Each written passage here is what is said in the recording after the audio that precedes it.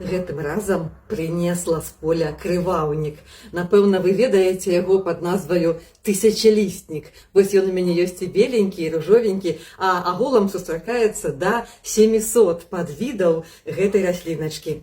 Ужо сама назва наша беларуская крываўнік кажа пра тое, што ён звязаны з крывёю. І найчасцей і ў народнай медыцыне, і зараз прымяняецца гэта трава як жаночая трава для лекавання розных гінекалагічных затворванняў. Зараз ужо навукова пацверджана, што крываўнік можа спыняць вонкавыя і ўнутраныя крывацёкі. Я памятаю, калі мы былі малымі і збівалі калені, то можна было сарваць такі лісцік, пажаваць і такою кашкаю зялёнаю пацерці, каб хутчэй калені зажывалі. Ну то вось аднекуль мы ў дзяцінстве ў вёсцы ведалі такія народныя мудрасці.